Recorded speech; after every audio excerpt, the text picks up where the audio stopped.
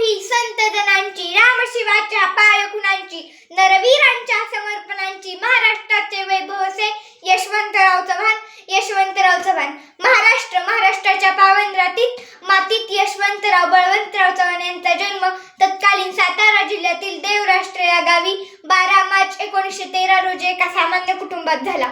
त्यांच्या आईचे नाव विठामाता, साक्षात विठ्ठल माऊलींचा अवतार, व वडिलांचे नाव बळवंत. लहान असणाऱ्या यशवंताला 12 हत्तीचे बळ देणारे वडील संत तुकाराम महाराजांच्या अभंगाप्रमाणे शुद्ध विजा पोटी फळे रसाळ गोमटी, मुखी अमृताची वाणी देह देवाची करणी. अगदी देवाचा देह घेऊनच यशवंतरावांचा जन्म समाजाच्या कल्याणासाठी झाला.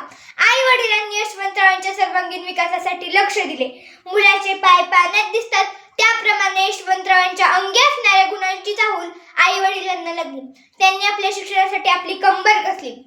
इंग्रज राजवट असताना सुद्धा त्यांना उच्च प्रतीचे शिक्षण मिळावे म्हणून कराड शहरातील टिळक हायस्कूल येथे त्यांना शाळेत पाठवले. त्यांच्या बालपणीचा एक प्रसंग. नेहमीप्रमाणे शाळा सुरू होती. त्यांचे शिक्षक श्री शेनिलीकर त्यांच्या वर्गात पाठ घेत होते. श्री शेनिलीकर हे अत्यंत व्यक्तशील, टापटीप व नावलौकिक असणारे शिक्षक.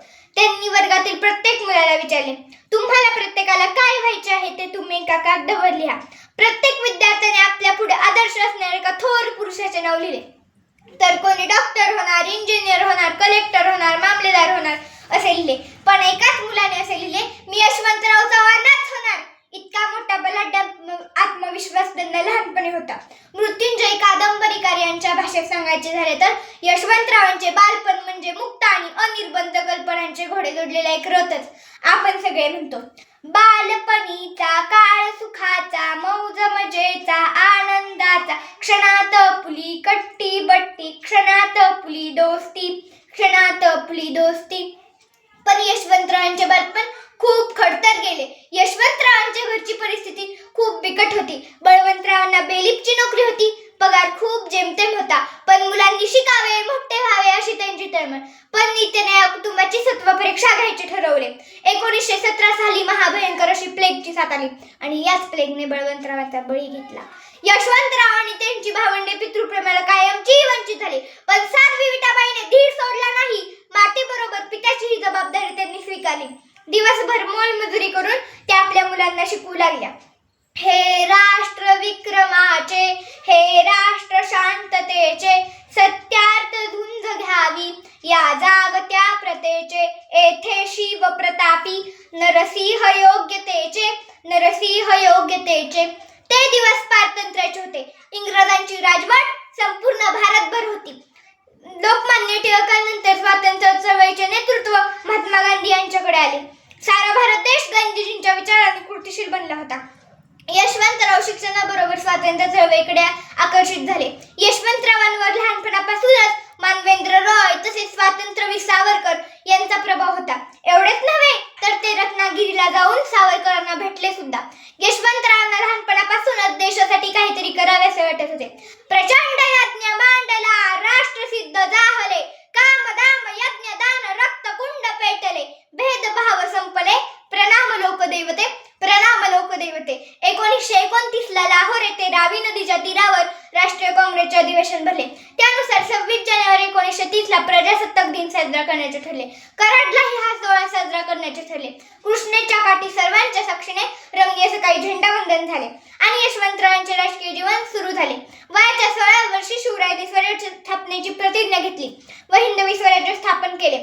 तसेच वयाच्या 16व्या वर्षी यशवंतरावांनी आपल्या राजकीय जीवनास सुरुवात केली. राष्ट्रीय विचारांचा झेंडा त्यांनी आपल्या खांद्यावर घेतला. उस मुल्क की सरहद कोई छू नहीं सकता, जिस मुल्क की सरहद कोई निगहबान है आके. 20 ऑक्टोबर 1962 रोजी भारताच्या उत्तर सीमेवर अचानक चीनने आक्रमण केले.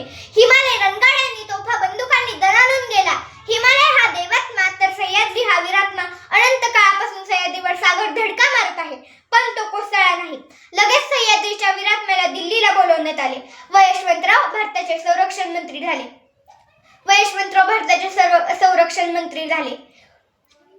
ए मेरे वतन के लोगो जरा आंखों से भर लो पानी, जो शहीद हुए हैं उनकी जरा याद करो कुर्बानी.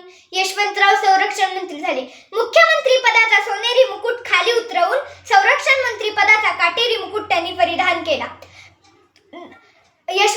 यशवंतराव भारताचे अशी महत्वाची 2 युद्धे जिंकून देणारे यशवंतराव भारताचे रणधुरंधर संरक्षण मंत्री बनले.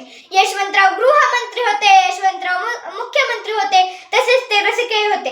कृष्णा काठ, युगांतर, सह्याद्रीचे वारे, ऋणानुबंध ही त्यांची प्रसिद्ध पुस्तके परत परत वाचावीशी वाटतात. शेवटी मी एवढेच म्हणेन की थोर महात्मे होऊन गेले, चरित्र त्यांचे पहा जरा, आपण त्यांच्या समान व्हावे, हाच सापडे बोध खरा, हाच सापडे बोध खरा. धन्यवाद.